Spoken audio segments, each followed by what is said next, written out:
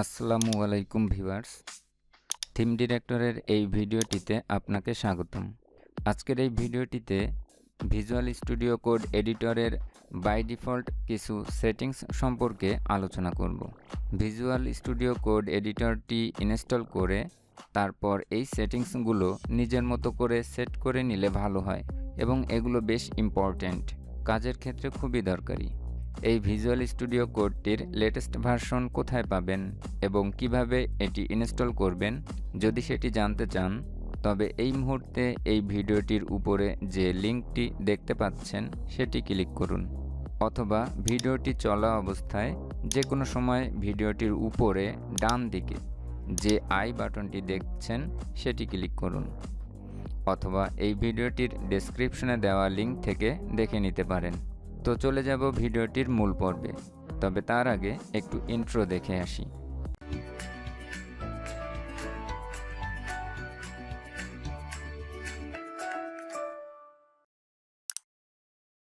এখানে একটি ডক ফাইলে আমরা ভিজুয়াল স্টুডিও কোডের বেশ কিছু সেটিংসের নাম দেখতে পাচ্ছি, যেই সেটিংসগুলো আমরা ভিজুয়াল স্টুডিও কোড ইনস্টল করার পরপরই করে রাখব, এবং এই ভিডিওটির ডেসক্রিপশনে আমি এই ডক ফাইলের লিঙ্কটি আপনাদেরকে দিয়ে দিব। তো শুরুতেই আমরা ভিজুয়াল স্টুডিও কোডটি ওপেন করি। আমি এখানে একটি প্রজেক্ট ফাইল ওপেন করেছি। এবার সেটিংসগুলোকে সেট করার জন্য আমরা সেটিংস অপশনে যাই এবং এখান থেকে গিয়ে সেটিংসে ক্লিক করি। এবার আমরা সেই ডক ফাইল থেকে কালার থিম এটিকে কপি করি এবং ভিজুয়াল স্টুডিও কোডে গিয়ে এটিকে পেস্ট করি। এখানে আমরা কালার থিম নামে যে অপশনটি দেখতে পাচ্ছি, আমাকে সাজেস্ট করা হচ্ছে ডার্ক ভার্সনের জন্য। আমি চাইলে এটিকে চেঞ্জ করতে পারি। এখানে ক্লিক করি, দেন আপনার পছন্দ মতো যেই কালার ভার্সনটি আপনার পছন্দ হবে সেটি আপনি এখান থেকে সিলেক্ট করতে পারেন। এটি হচ্ছে আপনার ভিজুয়াল স্টুডিও কোডের ইউজার ইন্টারফেস এর কালার থিম সেটিংস। আপনি এখান থেকে যেটি ইচ্ছা সেট করে নিতে পারেন, তবে আমি অলওয়েজ ডার্ক ভার্সনটি ব্যবহার করি, সেজন্য এটিকে ডিফল্ট ডার্ক হিসেবে সেট করে রাখলাম। এবার আমরা ডক ফাইলের পরবর্তী সেটিংসটি কপি করি, যেটি হচ্ছে হোভার এনাবল। এবার এটিকে আমরা সেমভাবে এখানে পেস্ট করি। হোভার এনাবল সেটিংসটি খুবই ইম্পর্ট্যান্ট। যদি আমরা কখনো আমাদের কোনো HTML ফাইলের কোনো একটা ডিভ বা কোনো একটা জায়গাতে মাউসকে হোভার করি, তাহলে দেখেন এখানে একটি পপ আপ ঘোরাঘুরি করছে। আমরা বিভিন্ন সময় আমাদের প্রয়োজনীয় কাঙ্ক্ষিত জায়গাতে ক্লিক দেওয়ার সময় এটি ফেস হয় এবং বিভিন্ন জায়গাতে ক্লিক পড়ে যায়। শুধু HTML-এ নয়, আমি যদি কোনো CSS ফাইলে যাই এবং এটির উপরে হোভার করি, যে কোনো জায়গাতে হোভার করলে এই পপ আপগুলো চলে আসে এবং এখানে আমাকে ক্লিক করতে বেশ ঝামেলা ফেস করতে হয়। তো এই পপ আপগুলো যেন চলে না আসে, এটিকে হিডেন করে রাখার জন্য আমরা সেটিংস থেকে এখানে এনাবল মার্ক করা এটিকে আনচেক করে দিব। এবার যদি আমরা কোনো HTML ফাইলে যাই এবং কোনো ডিভের উপরে বা কোনো ট্যাগের উপরে হোভার করি, তাহলে সেই পপ আপটা আর দেখতে পাবো না। আমি যদি CSS-এ যাই এবং এখানেও হোভার করি, কোথাও হোভার করলে এটি আর আসবে না। যদি এই প্রবলেমটি আপনার কাছে প্রবলেম মনে হয়ে থাকে, তাহলে সেটিংস থেকে এটিকে আপনি আনচেকড করে দিতে পারেন। আর একটা বিষয়, যদি আপনি বাই ডিফল্ট কেমন ছিল এটি জানতে চান, তাহলে এখানে সেটিংস আইকনে ক্লিক করে রিসেট সেটিংস এখানে ক্লিক করলেই আপনার বাই ডিফল্ট কেমন ছিল সেটি দেখতে পাবেন। তো আমি অলওয়েজ এটিকে আনচেক করে রাখি যেন আমার এই প্রবলেমটা ফেস করতে না হয়। এবার আমরা চলে যাই পরবর্তী স্টেপে। পরবর্তী সেটিংসটি এখান থেকে কপি করি এবং ভিজুয়াল স্টুডিও কোড এখানে এসে পেস্ট করি। এটি হচ্ছে মাউস হুইল জুম, অর্থাৎ আমি যদি HTML ফাইলে আসি এবং এখানে ক্লিক থাকা অবস্থায় আমি যদি কন্ট্রোল প্রেস করে মাউস হুইলটাকে স্ক্রল করি, দেখেন এখানে কোনো সাইজ বাড়তেছে না, অর্থাৎ এখানের যেই ফন্ট সাইজগুলো সেই ফন্ট সাইজগুলো বড় হচ্ছে না। আমরা সাধারণত জানি যে এই ফন্ট সাইজগুলো বড় করার জন্য কন্ট্রোল প্লাস দিলে এটি বড় হয়, আবার কন্ট্রোল মাইনাস দিলে এটি ছোট হয়। তবে এখানে বড় এবং ছোট হওয়া পুরো ডিভাইস ধরে এপাশ এবং এপাশ দুপাশই হচ্ছে। এবার আমি যদি সেটিংস থেকে এটিকে চেক করে দেই, দেখুন এখানে লেখা আছে zoom the font of the editor when using mouse wheel and holding control. অর্থাৎ আপনি কন্ট্রোলটাকে প্রেস করে রেখে মাউসের হুইলকে যদি ঘোরান তাহলে এটি জুম ইন এবং জুম আউট হবে। যেমনটি আমি যদি HTML ফাইলে যাই, এখন যদি আমি এটিকে কন্ট্রোল প্রেস করে মাউসের হুইলটিকে ঘোরাই তাহলে দেখতে পাবো শুধু এই অংশটুকু অর্থাৎ HTML এর এই অংশটুকু জুম ইন এবং জুম আউট হচ্ছে, এটির উপরে কোনো ইফেক্ট পড়ছে না। যদি আমি এখান থেকে কোনো CSS ফাইলে যাই, সেখানেও যদি আমি মাউসের হুইলটাকে ঘোরাই এখানে ঠিক বড় ছোট হচ্ছে। তো বিভিন্ন সময় আমাদের প্রয়োজন হয়, আমরা যদি কোনো স্টুডেন্টের ক্লাস নেই বা বিভিন্ন প্রোগ্রামে আমাদের এই এডিটরটা ব্যবহার করার প্রয়োজন হয়, তখন আমাদের কন্ট্রোল প্রেস করে এটিকে জুম ইন এবং জুম আউট করার প্রয়োজন পড়ে। তো আমি সবসময় এখান থেকে সেটিংসের এটিকে চেকমার্ক করে রাখি। আপনিও আপনার সুবিধা মতো যেটি ইচ্ছা সেটি করে রাখতে পারেন। এবার আমরা চলে যাচ্ছি পরবর্তী সেটিংসে, যেটি হচ্ছে শো ফোল্ডিং কন্ট্রোলস। এটিকে কপি করি এবং ভিজুয়াল স্টুডিও কোডে গিয়ে এটিকে পেস্ট করে দেই। এটি হচ্ছে show folding controls. That means আপনি যদি কোনো HTML ফাইলে যান, দেখবেন প্রতিটা স্টার্টিং ডিপ সোজাসুজি যদি আসি তাহলে এটিকে আমরা ফোল্ডারের মতো প্যাক করে রাখতে পারবো। চাইলে এটিকে ফোল্ডারের মতো প্যাক করে রাখতে পারবো। তো এই ফোল্ডারের যেই প্যাক করে রাখার যেই অপশনটি, এই অপশনটি যদি আমি এখান থেকে সরে যাই তাহলে এটি আর দেখা যাবে না। শুধু যেগুলোকে আমি ফোল্ডার করে রাখবো শুধু সেইগুলো দেখা যাবে, তো অন্য কখনো দেখা যাবে না। তো এটিকে আমরা চিহ্নিত করার জন্য জাস্ট এই সোজাসুজি কোনটা আছে সেটিকে চিহ্নিত করতে গেলে টাফ হয়ে যাবে। সো যেন অলওয়েজ এই জিনিসগুলো শো হয়ে থাকে সেজন্য আমরা সেটিংস থেকে এটিকে এখানে বলছে মাউস হোভার, অর্থাৎ যখন আমরা মাউসকে হোভার করব তখন এটি দেখা যাবে। যদি কোনো CSS ফাইলে যাই তবুও এখান থেকে দেখা যায় না, যেমন আমরা মাউস হোভার করলে এখন দেখতে পাচ্ছি। তো আমি অলওয়েজ সেটিংস থেকে এটি মাউস হোভার না রেখে এখান থেকে আমি অলওয়েজ সিলেক্ট করে রাখি, যেন HTML এ গেলে অলওয়েজ এগুলো শো হয়ে থাকে, হোভার করার প্রয়োজন না হয়, যেন আমি যখন তখন যে কোনোটাকে ইচ্ছা এটাকে ফোল্ডারাইজ করে রাখতে পারি। দেখুন আমি যদি সেটিংসে যাই এখানেও অলওয়েজ এটি শো হয়ে আছে। আমরা যখন তখন এটিকে স্টার্ট এবং এন্ড পর্যন্ত মিনিমাইজ বা ফোল্ডারাইজ করে রাখতে পারবো। তো আমি অলওয়েজ এটিকে শো করে রাখি। আর একটা জিনিস খেয়াল করেন, এখানে ডাবল অপশন আসছে, অর্থাৎ নোটবুক। যারা নোটবুক ব্যবহার করে তাদের জন্য এই সেটিংসটা। তো আমি উইন্ডোজ ব্যবহার করতেছি, এই জন্য আমি এই সেটিংসটি করে রাখলেই চলবে। তো এখানেও আমরা প্রত্যেকটাতেই কিন্তু সেটিংসের আইকন দেখতে পাবো। যদি আমরা চাই রিসেট করতে তাহলে আমরা রিসেট করে নিতে পারবো আমাদের প্রয়োজনে। এবার আমরা চলে যাই আমাদের পরবর্তী অংশে, যেটি কিনা হচ্ছে রেন্ডার লাইন হাইলাইট। এটাকে আমরা এখান থেকে কপি করছি এবং ভিজুয়াল স্টুডিও কোড এখানে এসে পেস্ট করলাম। এখানে হচ্ছে রেন্ডার লাইন হাইলাইটেড, এখানে লাইন দেওয়া আছে, অর্থাৎ আপনি কোনো HTML ফাইলে গিয়ে জাস্ট কোথাও যদি ক্লিক করেন তাহলে দেখেন এই উপরে এবং নিচে দুইটা বর্ডার দিয়ে ঘিরে রেখেছে, অর্থাৎ এই লাইনটার আগা মাথা পুরোটুকুকেই লাইন দেওয়া আছে। তো আপনি যদি এখানে ক্লিক করেন তাহলে দেখেন যে এই পুরোটাই একটা লাইন বরাবর আছে। এটাকে বলা হয় রেন্ডার লাইন হাইলাইট, অর্থাৎ আপনি যেই লাইনে মাউস রাখবেন সেইটা কিভাবে হাইলাইট হয়ে থাকবে।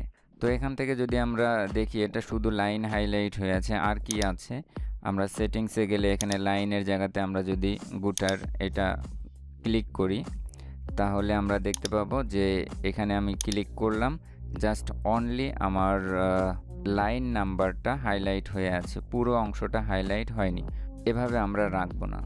আমরা সেটিংসে গিয়ে যদি এখান থেকে নাম দিয়ে দিই তাহলে টোটালি আপনি যেখানেই মাউস রাখেন না কেন কোনোভাবে কোনোটা হাইলাইট হয়ে থাকবে না। তো আমি করি কি, আমি সেটিংস থেকে এখানে অলওয়েজ এখান থেকে অল প্রেস করে রাখি, অর্থাৎ শুধু আমি লাইনে ক্লিক করলে যেন এই লাইন নাম্বারটা থেকে শুরু করে ডিপ এই পুরো লাইনটাই হাইলাইট হয়ে থাকে। এটি আমার ভালো লাগে, তাই আমি এটি করে রাখি। আপনারা চাইলে আপনাদের পছন্দ মতো যেটি ইচ্ছা সেটি করে নিতে পারেন। তো এই হচ্ছে রেন্ডার লাইন হাইলাইটের কাজ। এবার আমরা চলে যাই পরবর্তী অংশে, যেটি কিনা হচ্ছে শো স্লাইডার। এটিকে কপি করি, দেন স্টুডিও কোড এখানে এসে পেস্ট করছি। তো show slider what is it, এটা কি? এটা হচ্ছে আমরা কখনো যদি HTML ফাইলে যাই, দেখেন আমার এখানে প্রচুর লাইন রয়েছে, উপরে নিচে স্ক্রল করে আমাকে যেতে হচ্ছে। যদি আপনার CSS ফাইল থেকে থাকে, যেমন মনে করেন এই CSS ফাইলটাতে প্রচুর পরিমাণ CSS লাইন আছে, এখানে আমরা স্ক্রল করে উপরে নিচে যেতে হচ্ছে।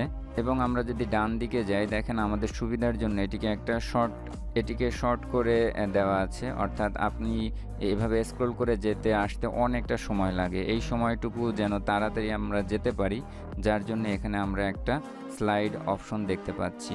এই স্লাইড অপশনে আমরা ক্লিক করে এটিকে আপ ডাউন করে খুব শর্ট টাইমে উপর থেকে নিচ পর্যন্ত আমরা যেতে পারি। তো এই স্লাইডার অপশনটা দেখা যায় কখন, যখন হোভার করি জাস্ট তখন। তো এই অবস্থায় থাকলে আমরা জানতে পারতেছি না যে স্লাইডার অপশনটি কোথায় আছে, তখন আমাকে উপরে উঠতে হচ্ছে, তারপরে দেখতে হচ্ছে স্লাইডারটি, এবং এই স্লাইডারটিকে আপ ডাউন করতে পারছি। ঠিক সেমভাবে কোনো HTML ফাইলে আমরা যদি মাউসটাকে বাইরে রাখি, তাহলে আমরা এটাকে এখানের স্লাইডার অপশনটি দেখতে পাবো না। তো আমি অলওয়েজ করে রাখি যে এখান থেকে সেটিংসে গিয়ে এটিকে মাউস ওভার না রেখে এখান থেকে আমি অলওয়েজ সিলেক্ট করে রাখি, যেন কোনো ফাইলে গেলে আমি এখানে মাউস থাকলেও যেন বুঝতে পারি যে স্লাইডারটি কোথায় আছে। আমার এখানে গিয়ে যেই সময়টুকু নষ্ট হচ্ছে, তারপরে স্লাইডারে এসে এটাকে আপ ডাউন করতে হচ্ছে, এটি আমার করার প্রয়োজন পড়ে না। তো যখন তখন আমি দেখতে পাচ্ছি যে আমার স্লাইডার অপশনটি কোথায় আছে, এখানে থাকা অবস্থায় আমি স্লাইডারে যেতে গেলে জাস্ট স্লাইডারের উপরে গিয়ে এটিকে আমি স্ক্রল করে এটিকে আমি আপ ডাউন করতে পারি। তো আমি অলওয়েজ এখান থেকে অলওয়েজ সিলেক্ট করে রাখি। তো আপনি আপনার পছন্দ মতো যেটি ভালো লাগে সেটি করে নেবেন। তো এবার চলে যাই আমরা পরবর্তী অংশে, যেটি কিনা হচ্ছে স্ট্যাটাস বার ভিজিবল। এটিকে এখান থেকে কপি করি এবং ভিজুয়াল স্টুডিও কোড পেস্ট করলাম। স্ট্যাটাস বার এটি হচ্ছে এই নিচের এই অংশটা। তো স্ট্যাটাস বারটা এখানে থাকবে কি থাকবে না এটা আপনার পছন্দসই। আমি সাধারণত স্ট্যাটাস বারটাকে এখানে রাখি না, যেহেতু আমার অনলি 1366 পিক্সেল ওয়াইডের আমার ল্যাপটপটি। তো আমি চাচ্ছি যে আমার বেশি অংশ জুড়েই যেন, সম্পূর্ণ অংশ জুড়েই যেন আমি এটি কোডিংকে দেখতে পাই, এক পেজেই যেন অনেকটা কোড দেখতে পাই, যার জন্য এটিকে আমি সবসময় হাইড করে রাখি। এই জন্য আমি সেটিংস থেকে এটিকে আনচেক করে দিচ্ছি। দেখুন এটি চলে গেল, এখন আমার নিচে বেশ কিছু জায়গা বেড়ে গেল, আমি যে কোনো অবস্থায় নিচের যে অংশটুকু ছিল সেটি আমি ব্যবহার করতে পারছি। তো এটি হচ্ছে আমাদের status bar visible or invisible. আমি এটিকে অলওয়েজ আনচেক করে রাখি। তো এবার পরে চলে যাই পরবর্তী ধাপে, যেটি হচ্ছে আপনার ব্রেড ক্রাম্ব। এটিকে আমি কপি করলাম এবং এখানে এসে পেস্ট। তো ব্রেড ক্রাম্ব বিষয়টা কি? ব্রেড ক্রাম্ব বিষয়টা হচ্ছে আমরা যদি HTML ফাইলে যাই, তাহলে নিচে এই অংশটুকুতে লোকেশন দেখতে পাচ্ছি বা যেই পাথ দেখতে পাচ্ছি যেখানে কিনা এই ফাইলটি রয়েছে তার লোকেশন এরিয়া। তো এটি যদি আপনি চান যে এখানে থাকবে, আপনি এখানে দেখতে পাবেন যে কোন ফোল্ডারের মধ্যে এই ফাইলটি রয়েছে, তার লোকেশন দেখতে চাইলে এটি রাখতে পারেন। এটি হচ্ছে ব্রেড ক্রাম্ব। তো আমি এটিকেও রাখি না, যদিও এটি খুবই ইম্পর্ট্যান্ট আপনার লোকেশনটা দেখা, বাট তবুও আমি এই ব্রেড ক্রাম্বকে এখানে রাখি না। কিন্তু আমি এই লোকেশনটা অন্যভাবে দেখি, যেটি হচ্ছে আমি কোনো ফাইলের উপরে যদি হোভার করি, তাহলে এইখানে আমি এই ফাইলটির লোকেশন পাথ দেখতে পাই। এখানে হোভার করছি, দেখেন এই ফাইলের লোকেশন পাথ দেখাচ্ছে। তো এখানে হোভার করছি, এখানে লোকেশন পাথ দেখাচ্ছে। তো এখান থেকে আমি ব্রেড ক্রাম্বের যেই লোকেশন পাথ সেটি দেখতে পাই। এই জন্য আমি সেটিংস থেকে ব্রেড ক্রাম্বকে ডিসেবল করে রাখি।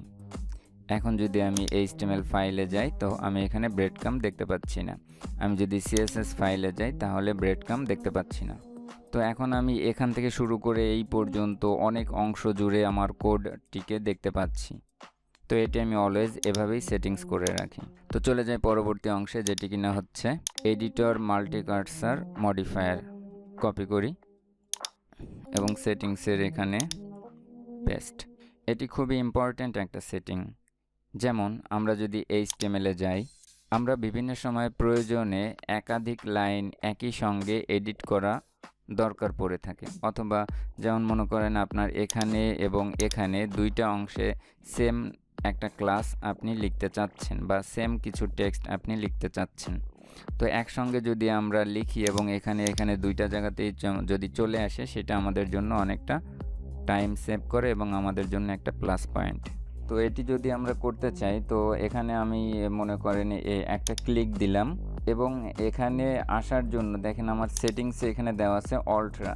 আপনি যদি অল্ট্রা প্রেস করে নেক্সট অন্য কোনো জায়গাতে ক্লিক করেন, একসঙ্গে মাল্টি কার্সার সিলেক্ট হবে।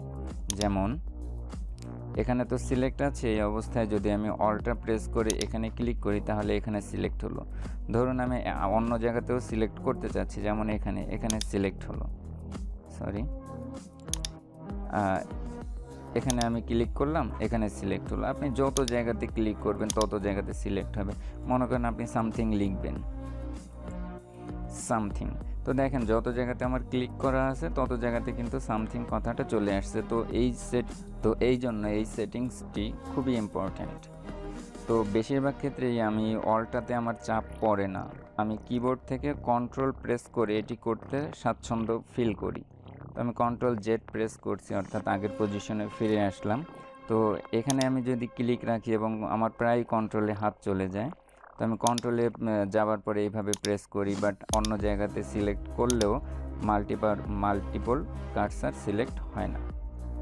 তো এই জন্য আমি অলওয়েজ আমার সেটিংস থেকে আমি অল্ট্রা না দিয়ে এখান থেকে কন্ট্রোলটাকে দিয়ে দিই এবং আমার যখন প্রয়োজন পড়ে এডিট করার জন্য আমি এখানে একটা প্রেস করি, মনে করেন এখানে কন্ট্রোল চেপে ধরে এখানে একটা প্রেস করি, যেখানে আমার এডিট করা দরকার আমি কন্ট্রোল প্রেস করে সহজেই এটি করে নিই। তারপর আমার যা এডিট করা প্রয়োজন আমি সেই এডিটটাই করে নিই। তো কন্ট্রোল Z প্রেস করছি ব্যাকে আসার জন্য। তো আপনারা যদি অল্ট্রা রেখেই স্যাটিসফাইড ফিল করেন, দেন আপনারা অল্ট্রাই রেখে দিবেন, অথবা যারা কন্ট্রোল দিতে স্বাচ্ছন্দ্য বোধ করেন তারা কন্ট্রোল রেখে দিবেন। তো এবার যদি আমি এখানে আসি, এখানে বাই ডিফল্ট যেই সেটিংসগুলো রয়েছে সেই সেটিংসগুলোর মধ্যে আমি যেগুলোকে চেঞ্জ করে থাকি সেই সেটিংসগুলোকে আমি আলাদা রেখেছি, এবং আরও বেশ কিছু সেটিংস রয়েছে যেই সেটিংসগুলো আমি চেঞ্জ না করলেও এই সেটিংসগুলো সম্পর্কেও আপনাদের কিছুটা ধারণা থাকা ভালো। যদি আপনারা চান আপনাদের প্রয়োজনে এই সেটিংসগুলোকে চেঞ্জ করতে পারেন। তো এই সেটিংসগুলো আমি পরবর্তী ভিডিওটিতে দেখাবো। এই ভিডিওটি অলরেডি অনেক বড় হয়ে গেছে, আমি আর দীর্ঘ করতে চাচ্ছি না। তো ভিডিওটির ডেসক্রিপশনে আমি ডক ফাইলটির লিংক দিয়ে দিব, আপনারা সেখান থেকে এগুলো দেখে নেবেন। এবং আর যদি কোনো ধরনের প্রশ্ন থেকে থাকে তাহলে ভিডিওটির কমেন্টে প্রশ্ন করবেন, ইনশাআল্লাহ আমি যতদূর সম্ভব আপনাদের প্রশ্নের উত্তর দেওয়ার জন্য চেষ্টা করব। তো এই ছিল আজকের ভিডিওটির টপিক। ভিডিওটি ভালো লাগলে অবশ্যই ভিডিওটিতে একটি লাইক দিবেন, আর আপনি যদি চ্যানেলটিতে নতুন হয়ে থাকেন তাহলে অবশ্যই সাবস্ক্রাইব করার জন্য অনুরোধ রইল। দেন পাশে থাকা বেল আইকনে প্রেস করবেন, দেন অল, তাহলে আপনি এই চ্যানেলটির পরবর্তী ভিডিওগুলো আপনার নোটিফিকেশনে সবার আগে পেয়ে যাবেন। তো সকলের দীর্ঘায়ু কামনা করে আজকের মতো ভিডিওটি এখানেই শেষ করছি। আসসালামু আলাইকুম ওয়া রাহমাতুল্লাহ।